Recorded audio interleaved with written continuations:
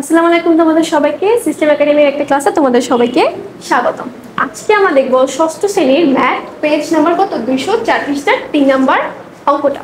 ঠিক আছে, তাহলে হচ্ছে ফার্স্টে চলো আমরা দেখে নিই অঙ্কটা কি বলা আছে। আমাদের বলছে একটা সামন্তরিক দেওয়া আছে, সেই সামন্তরিক থেকে আমাদের হচ্ছে কি করতে হবে, সামন্তরিকের ক্ষেত্রফল বের করতে হবে আর পরবর্তীতে প্রমাণ করতে হবে সামন্তরিকের ক্ষেত্রফলটা ADB ত্রিভুজের সমান। তাহলে চলা হচ্ছে আমরা ফার্স্টে হচ্ছে ক নাম্বারটা দেখি। ক নাম্বারটা হচ্ছে আমাদের কি বলা আছে দেখো, এখানে বলছে হচ্ছে আমাদের সামান্তরিকের ক্ষেত্রফল বের করতে বলছে ক নাম্বার ম্যাথটায়।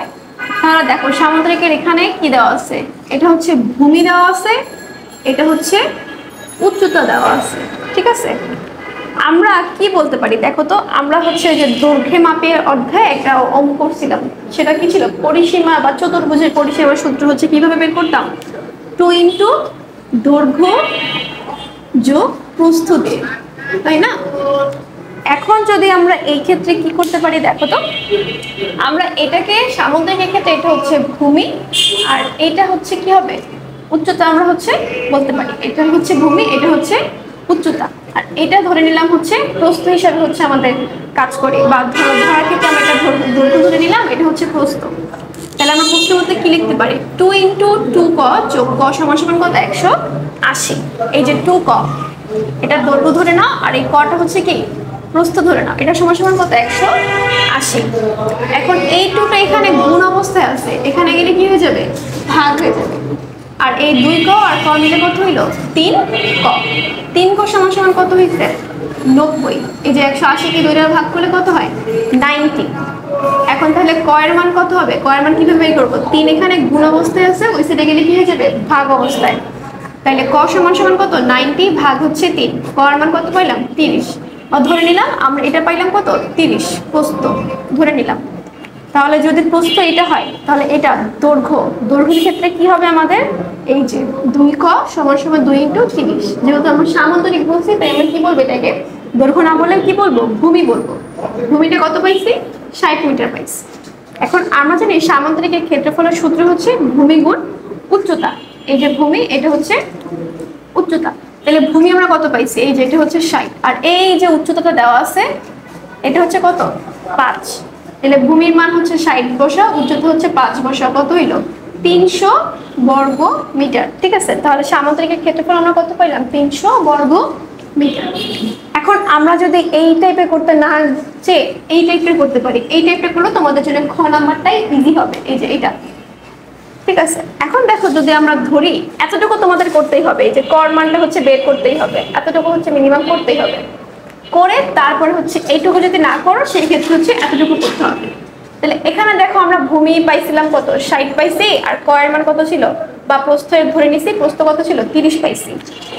এখন এখানে ADB ত্রিভুজটা ধরছি, ADB ত্রিভুজে আমরা কি জানি, ত্রিভুজের সূত্র কি হাফ ইন্টু ভূমি ইন্টু উচ্চতা। এখানে ভূমি আমরা কত পাইছিলাম 60 পাইছিলাম, এই ত্রিভুজটার উচ্চতা দেওয়া আছে কত 5, তাহলে বসাও হাফ ইন্টু ভূমি, এই যে ভূমি হচ্ছে 60 বসাইছি আর উচ্চতা কত 5 বসাইছি। তাহলে কাটাকাটি 2 দ্বারা কাটাকাটি করলে কত হয়, 60 তে কাটাকাটি করলে হয় 30, 30 গুণ 5 দিলে হয় কত 150 বর্গ মিটার। তাহলে হচ্ছে আমরা ক্ষেত্রফল কত পাইলাম 150 বর্গ মিটার। ঠিক আছে, এখন যেহেতু আমাদের সামান্তরিক কি হয় বলতো, সামান্তরিক আমরা কি জানি, সামান্তরিক মূলত দুইটা ত্রিভুজ হচ্ছে যদি এইভাবে আঁকো তাহলে কি হয়ে যায় তোমার সামান্তরিক হয়ে যায়, তাই না? এই যে এটা একটা ত্রিভুজ এটা একটা ত্রিভুজ, তাই তো? তাহলে আমরা কি করছি এই ত্রিভুজটার ক্ষেত্রফল বের করছি। ঠিক আছে, এখন এই ত্রিভুজটার ক্ষেত্রফল বের করলে আমাদের কি করতে হবে, এই যে আমরা কি করে দিছি 2 হচ্ছে গুণ করে দিছি। ঠিক আছে, তাহলে হচ্ছে আমরা পুরো সামান্তরিকের ক্ষেত্রফলটা হচ্ছে পেয়ে যাব। তাহলে দেখো আমরা যদি ABCD সামান্তরিকের ক্ষেত্রফল হচ্ছে কিভাবে লিখতে পারি, 2 ইন্টু ADB এর ক্ষেত্রফল। এই যে আমরা এই অর্ধেক ত্রিভুজটার হচ্ছে ক্ষেত্রফল পাইছি কত 150 মিটার। তাহলে সেম ভাবে এটার একটা হচ্ছে আমরা ক্ষেত্রফল পাবো, তাহলে এটা হচ্ছে আমরা এই যে লিখলাম 2 ইন্টু ADB এর ক্ষেত্রফল। ADB এর মানটা কত পাইছি, এই যে 150, তাহলে 2 ইন্টু 150 বর্গ মিটার। তাহলে সামান্তরিকের ক্ষেত্রফল কত হলো 300 বর্গ মিটার। তোমরা চেষ্টা করবা এই পর্যন্ত ম্যাথটুকু করে মানে ক এর মানটা বের করে এই প্রসেসটুকু করার। ঠিক আছে, কারণ তোমাদের খ নাম্বারে হচ্ছে এই প্রসেসটা লাগবে, তোমাদের প্রমাণ করতে বলছে বা দেখাতে বলছে। খ নাম্বারটা দেখাতে বলছিল যে সামান্তরিকের ক্ষেত্রফল সমান সমান হচ্ছে ত্রিভুজ এডিবি এর সমান।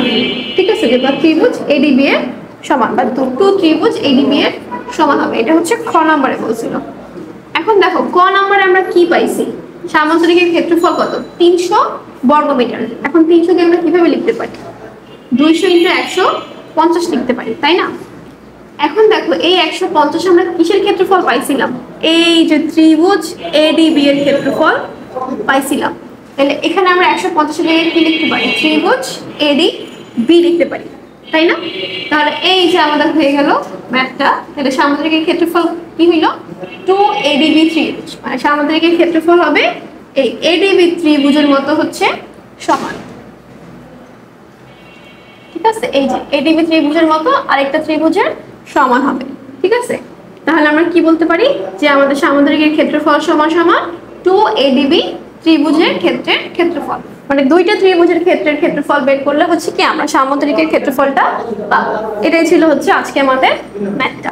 তাহলে ক নাম্বারটা হচ্ছে তোমরা এই যে ফর্মুলাটা, এই ফর্মুলাটা দিয়ে হচ্ছে আমরা ইউজ করছি। ঠিক আছে, যেহেতু সামান্তরিক বলছে তাই আমরা কি ধরছি, নিচেরটাকে ভূমি, এই যে ভূমি, আর এটা কি ছিল, উচ্চতা ছিল। এই ক নাম্বারটা হচ্ছে এতটুকু করে তারপর হচ্ছে তোমরা এই প্রসেসটা করবা। ঠিক আছে, স্টার্ট দিয়ে দিচ্ছি আমি, এই প্রসেসটা করবা। এটা চাইলে করতে পারো, না চাইলে হচ্ছে খ নাম্বারে গিয়ে হচ্ছে তোমাদের এইভাবে আবার করতে হবে। এইটাই যদি ক নাম্বারে করে দাও তাহলে খ নাম্বারে এই যে এতটুকু ম্যাথ করলে এনাফ তোমাদের। ঠিক আছে, এই যে এখান থেকে এটা হচ্ছে ক, এটা হচ্ছে খ নাম্বারটা। তাহলে হচ্ছে আজকের ক্লাস আমরা এই পর্যন্তই রাখছি। তোমাদের সবাইকে আসসালামু আলাইকুম।